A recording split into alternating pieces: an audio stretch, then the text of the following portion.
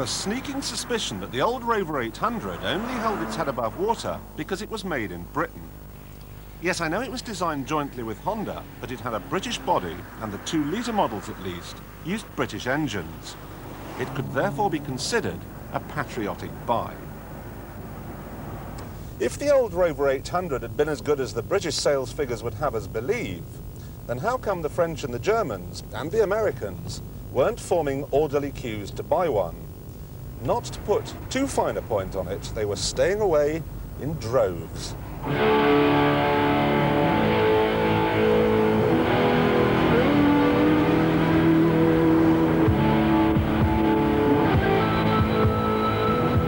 This, however, is the new 800. Well, sort of new. Huge chunks of the old car remain in place. And by huge, I mean the doors, the floor, the roof, and the 2.7-litre V6 engine. So what, you might ask, has been changed? Well, it has a slightly reworked interior, a new nose, and on the saloon at least, a new rear end. The extraordinary thing is that although the changes are quite small, this neither looks nor feels anything like the one that went before. Now, the first thing I've got to talk about is this grille. There are those who say that it makes the 800 look like a Jaguar, and it's therefore a good thing. But equally, there are those who argue that the last time Rover put a big chrome grille on the front of a car, it was the Vanden Plas Allegro, and it's therefore a bad thing. Rather less contentious are the engines. Now, as I said before, the V6 stays the same, but there's a new 2-litre. Now, even though it's got a catalytic converter as standard, it's still more powerful than the old one. Now, I can't work out for the life of me why anyone would want to see it, but Top Gear tradition does dictate that we get the bonnet up. So there you go, one engine. Fascinating. Rather more interesting is this new rear end. Now, they've raised the rump to give the car a nice sleek profile. But as a side effect, of course, you get a good big boot. But you don't want to see in there, do you? I mean, let's face it, a boot is a boot is a boot.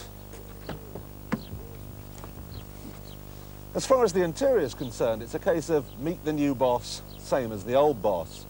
Not particularly spacious, but then again, the car isn't particularly big. But there are some changes. I've got a new steering wheel, which actually looks like a large grey buttock. I'm told it's safer to have a big area like that in the event of an accident.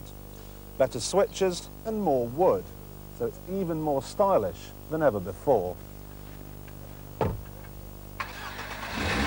I'll tell you something else as well. These seats are unbelievably comfortable.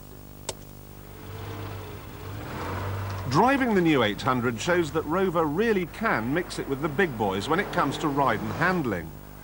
Even though the original Honda-designed suspension is still used, tweaks by Rover's boffins have transformed the 800 into a car that's entertaining if you're feeling enthusiastic, yet safe and comfortable if you're not.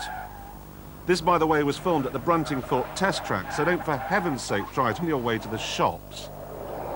Now, we're always banging on about worthy things on Top Gear, so it's good to see that Rover has been responsible with its choice of equipment for this SI model. You might imagine that costing £19,250, the interior would be stuffed full of toys. But instead of air conditioning, I've got anti-lock brakes. Instead of electric seats, I've got a burglar alarm. It all makes sense. So the new Rover 800 is a whole lot better than the one that went before. But that's just not good enough, because if it's going to succeed, it's got to be better than all that lot too.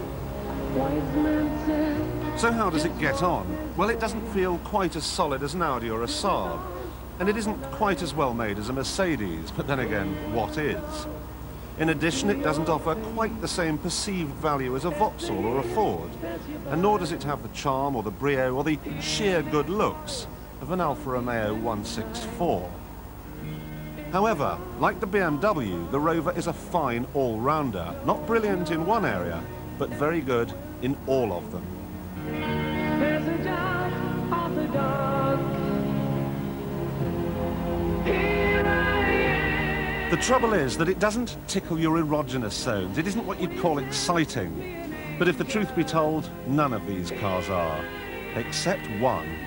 If you want a car that keeps the taxman at bay, a car that's practical, and a car that's fun to drive, you only have one choice.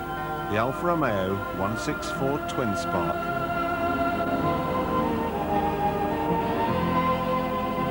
As far as the Rover 800's concerned, I liked its very British interior. It certainly goes well, and the equipment provided as standard is well chosen. Things I didn't like were few and far between.